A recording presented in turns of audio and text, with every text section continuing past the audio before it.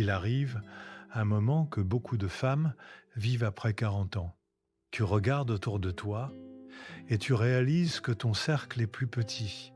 Pas parce que tu as échoué socialement, pas parce que tu es devenu difficile et pas parce que tu es seul. Souvent, c'est parce que tu es enfin devenu clair. Et la clarté a des conséquences. Aujourd'hui, je veux t'expliquer la vraie raison pour laquelle les femmes confiantes ont souvent moins d'amis après 40 ans et pourquoi, psychologiquement, cela peut être un signe de maturité émotionnelle plutôt que d'isolement. Quand on est jeune, on collectionne les relations, on construit des réseaux, on dit oui à des dîners qui ne nous font pas envie, on garde des amitiés correctes. Mais en vieillissant, quelque chose change, ta tolérance aux coups émotionnels diminue. Les chercheurs décrivent cela à travers la théorie de la sélectivité socio-émotionnelle.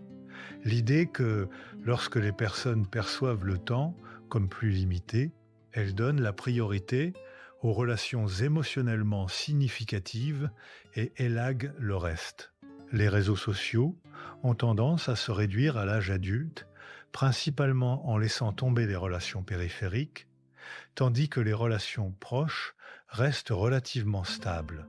Donc, ce cercle qui rétrécit n'est souvent pas une tragédie, c'est une stratégie. Plus tard dans la vie, l'amitié devient une source particulièrement importante de bonheur. Les recherches montrent que le temps passé avec des amis proches est souvent vécu comme plus agréable et moins chargé émotionnellement que le temps passé avec la famille. Les amitiés sont volontaires, pas basées sur l'obligation, ce qui les rend plus légères, plus sûres, plus joyeuses. Une femme confiante ne garde pas des amitiés par culpabilité. Elle ne confond pas l'histoire partagée avec l'intimité réelle.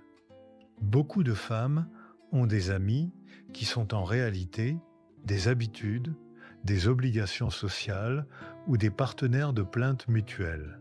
Et après 40 ans, une femme confiante commence à se poser une question brutale. Est-ce que je me sens mieux ou pire après avoir vu cette personne?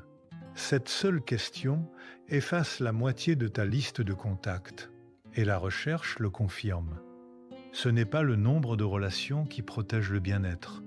Ce sont les relations proches qui comptent. Les adultes plus âgés ont des réseaux plus petits, et seul le nombre d'amis proches est lié à la satisfaction sociale et au bien-être.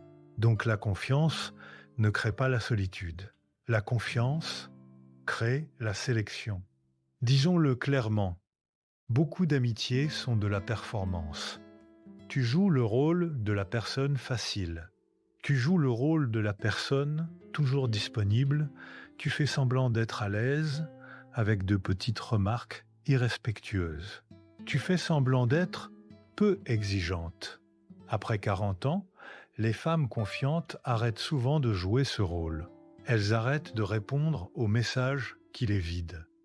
Elles arrêtent d'organiser des rencontres où elles font tout le travail émotionnel. Elles arrêtent d'être la forte pour tout le monde. Et quand tu arrêtes de jouer un rôle, beaucoup de gens disparaissent. Pas parce que tu n'es pas aimable, mais parce qu'ils étaient là pour la performance, pas pour toi. Un résultat clé des recherches sur les réseaux sociaux, c'est que la tonalité émotionnelle de ton entourage compte. Dans une étude longitudinale, les adultes plus âgés rapportaient que les membres de leur réseau provoquaient moins d'émotions négatives et plus d'émotions positives. Et la négativité, associée aux membres du réseau, prédisait les émotions négatives quotidiennes bien plus que la taille du réseau. Traduction, un cercle plus petit, avec moins de négativité émotionnelle, peut être plus sain qu'un grand cercle rempli de tensions. C'est pour ça que certaines femmes se sentent plus légères, avec moins d'amis, moins de drames, moins d'obligations, moins de dettes émotionnelles. Avec l'âge, on devient souvent plus indulgente, plus habile émotionnellement est plus centrée sur les expériences positives.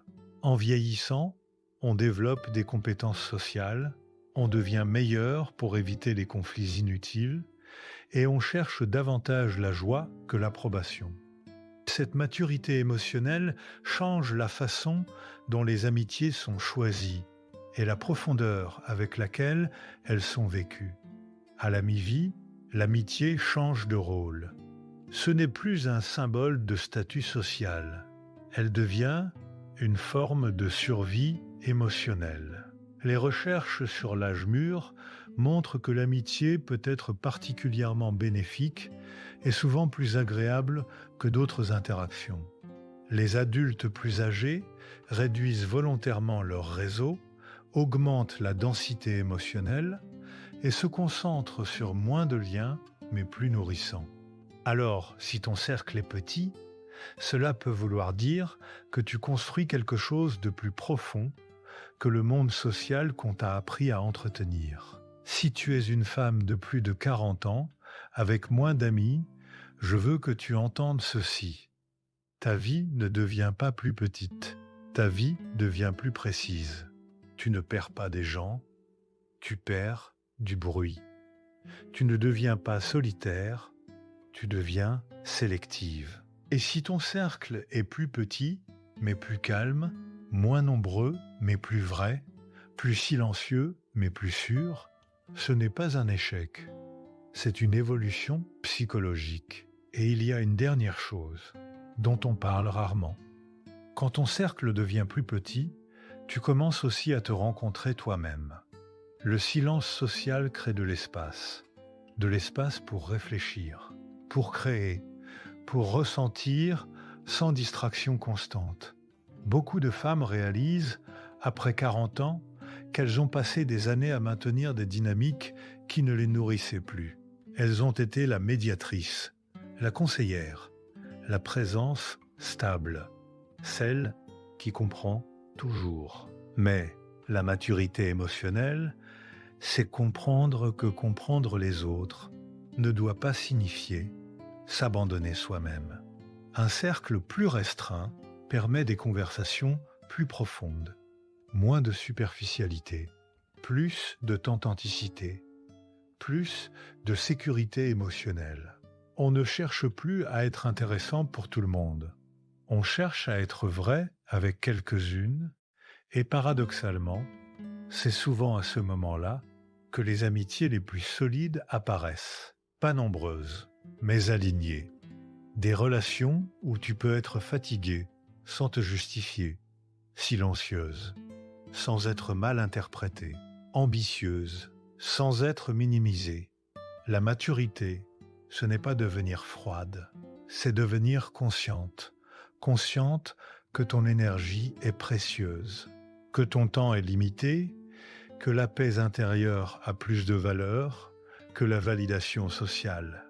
Alors oui, le cercle rétrécit, mais la profondeur s'élargit. Et au fond, ce n'est pas la quantité de personnes autour de toi qui détermine la richesse de ta vie, c'est la qualité de la connexion que tu ressens quand tu es avec elles. Et surtout, la qualité de la connexion que tu ressens avec toi-même.